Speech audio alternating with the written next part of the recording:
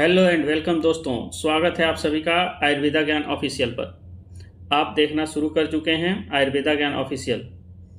इस वीडियो में हम बात करेंगे AIPGT एग्ज़ाम के प्रिपरेशन के बारे में। और इस वीडियो में क्या क्या बात करेंगे ये है 5 पॉइंट्स आपके सामने आपके स्क्रीन पर है। AIPGT एग्ज़ाम की तैयारी कहाँ से स्टार्ट करनी चाहिए, कौन सा बुक हमें फॉलो करना चाहिए, चरक, सुश्रुत और बागभट में कौन सा चैप्टर और टॉपिक इम्पॉर्टेंट है, कितने घंटे की पढ़ाई से सिलेक्शन हो जाएगा और पढ़ाई का तरीका क्या होना चाहिए।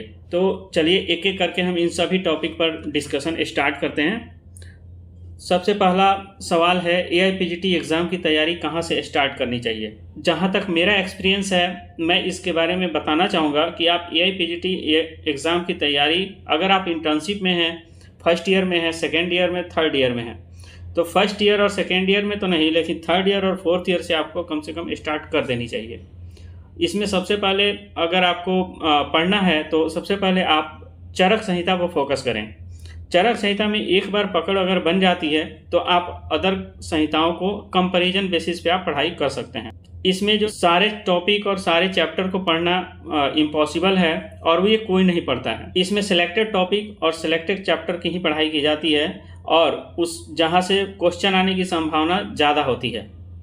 मैं आगे इस वीडियो में या नेक्स्ट वीडियो में मैं ये बताऊंगा कि कौन कौन सा चैप्टर और कौन सा टॉपिक इम्पॉर्टेंट है।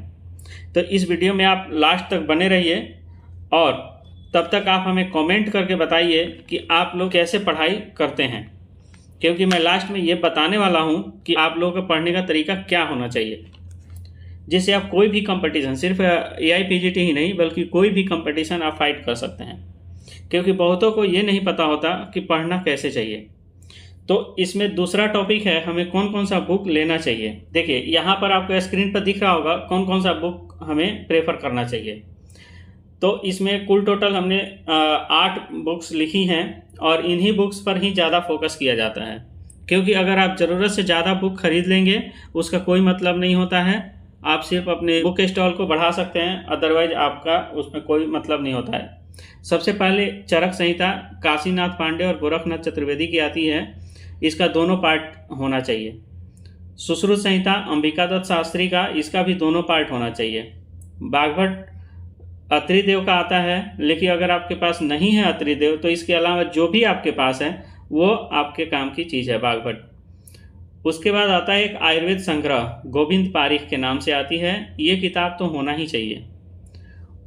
उसके बाद है कौमारवृत, रसशास्त्र, द्रव्यगुण या भाव प्रकाश, सारंगधर और भेषज कल्पना।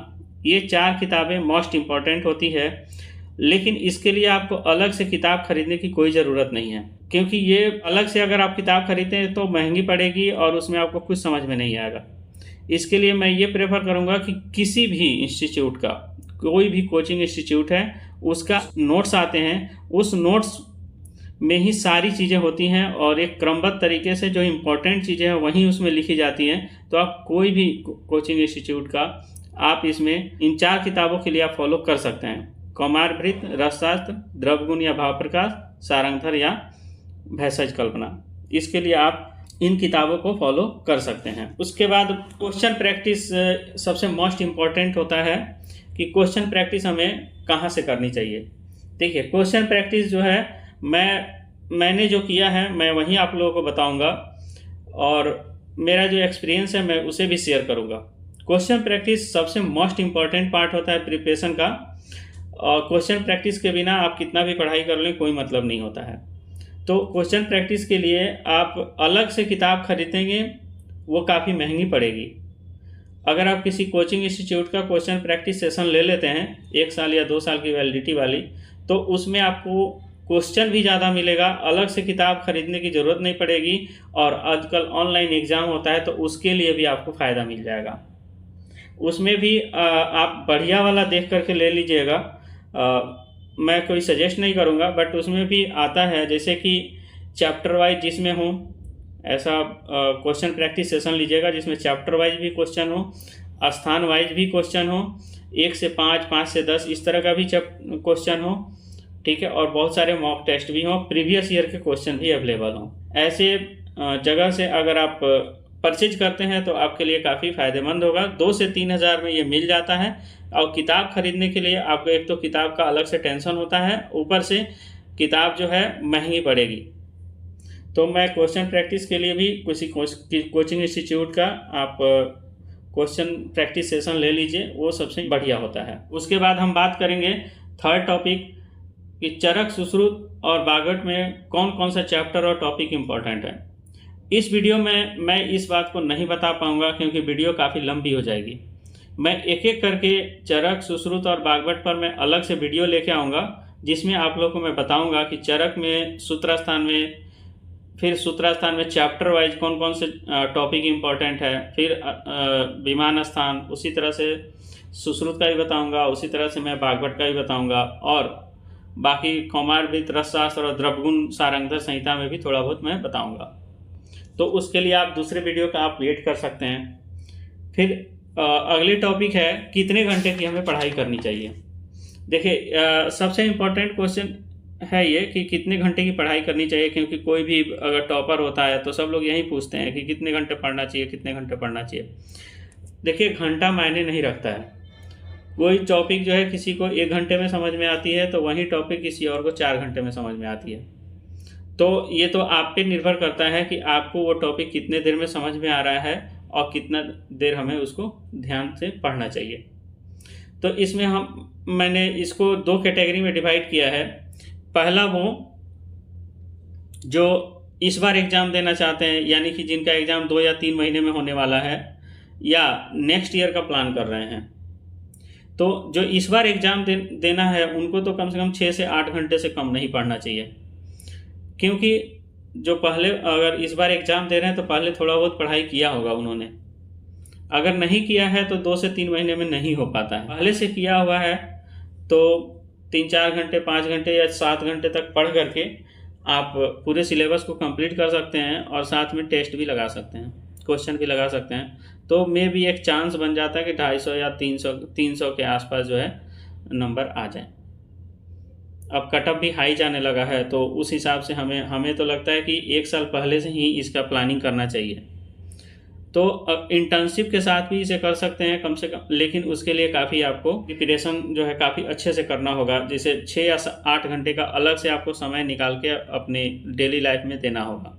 उसके बाद है बात करते हैं, सबसे लास्ट टॉपिक है और वो है कि पढ़ने का तरीका क्या होना चाहिए। सबसे इम्पोर्टेंट टॉपिक है, इस पर शायद कोई बात नहीं करना चाहता है, या मैं जो बताऊंगा, जो मैंने किया है वही बताऊंगा कि इसमें कैसे हमें पढ़ाई करनी चाहिए, क्या तरीका होना चाहिए पढ़ने का, और डेली 6 से 7 घंटे कैसे पढ़ें। क्योंकि हमारे पास जब पढ़ने बैठते हैं तो हमारे पास ये टॉपिक ही नहीं होता है या टारगेट ही नहीं होता है कि हम कहाँ से शुरू करें, कितना पढ़ें, क्या करें। ये थोड़ा सा समय लगता है, 1 या 2 दिन के अंदर या 1 वीक के अंदर आपका एक टारगेट सेट होने लगता है। उसके बाद आपका मन भी लगने लगता है और उसके बाद आप अच्छे से पढ़ाई भी कर पाते हैं। तो इसके लिए मैंने आप इस स्लाइड में देख सकते हैं कि इसमें मैंने एक पूरा अच्छे से समझाने की कोशिश की है कि हमें पढ़ाई कैसे करना चाहिए, क्या तरीका होना चाहिए पढ़ने का। इसमें मैंने पूरी बात की है। अब देखिए, एक एग्जाम्पल लेकर के हम चल रहे हैं, आप कोई भी इस पर सेट कर सकते हैं। सबसे पहले आपको पहला दिन से स्टार्ट करना है। अब वो दिन आप अपने हिसाब से तय करें कि किस दिन स्टार्ट कर रहे हैं, ठीक है। तो पहले दिन आप पढ़ाई शुरू किए और चैप्टर 1 पूरी तरह से पढ़ाई कीजिए। चैप्टर 1 से चैप्टर 2 नहीं जाइए। आपको लगेगा, शुरू में आपको ये लगेगा कि अरे दिन भर में तो एक ही चैप्टर पढ़ाई किया है, अभी तो बहुत सारा चैप्टर है, कैसे होगा, क्या होगा। आगे नहीं सोचना है, सिर्फ इस पर फोकस करना है कि चैप्टर 1 आपको पूरी तरह से याद करना है। दिन भर में बस यही करना है, एकदम कंठस्थ करके अच्छे से याद कर लीजिए। उसके बाद दूसरा दिन से जब स्टार्ट करते हैं, और टाइमिंग फिक्स रखना है कि हम 5 बजे से बैठेंगे, 6 बजे से बैठेंगे, 7 बजे से, सुबह में बैठेंगे, शाम में बैठेंगे, कभी भी टाइमिंग फिक्स रखना है। चैप्टर 1 शुरू किया, पूरी तरह से पढ़ाई की, याद किया, रट्टा मारा, बोरिंग लगेगा एकदम, लेकिन उसको वहीं सिर्फ चैप्टर 1 ही पढ़ना है। उसके बाद दूसरे दिन चैप्टर 2 सेकेंड डे जो है चैप्टर 1 जो है उसको रिवाइज करना है और उसका क्वेश्चन प्रैक्टिस भी करना है। उसके बाद नया टॉपिक स्टार्ट करना है। इसमें आपको कम से कम पहले दिन में भले ही आपको दिन भर न लगे, मुश्किल से 2 या 1 घंटे में काम खत्म हो जाए, लेकिन दूसरे दिन जब आप आएंगे तो आप इसमें देखिए चैप्टर 1 को रिवाइज करना, चैप्टर 1 का टेस्ट देना और नया टॉपिक स्टार्ट करना। जब नया टॉपिक स्टार्ट करेंगे तो सिर्फ स्टार्ट का मतलब नहीं कि सिर्फ पढ़ लेना है, उसको फिर अच्छे से याद करना है। फिर तीसरे दिन में आप चैप्टर 1 और चैप्टर 2 दोनों को रिवाइज करना है और उसके बाद चैप्टर 2 का क्वेश्चन प्रैक्टिस करना है, फिर नया टॉपिक स्टार्ट करना है। अब आप देख सकते हैं कि पहले दिन हम 2 घंटे में ख़त्म कर रहे थे, लेकिन दूसरे दिन बढ़ करके 3 घंटे लगेंगे और चौथे दिन, पाँचवें दिन ऐसे ही टाइम भी बढ़ता जाएगा और टारगेट भी मिलता जाएगा, टास्क भी मिलता जाएगा। तो ऐसे ही चौथे दिन आप चैप्टर 1, 2 और 3 को रिवाइज करेंगे, तीसरे चैप्टर का क्वेश्चन प्रैक्टिस करेंगे, फिर चौथा टॉपिक स्टार्ट करेंगे।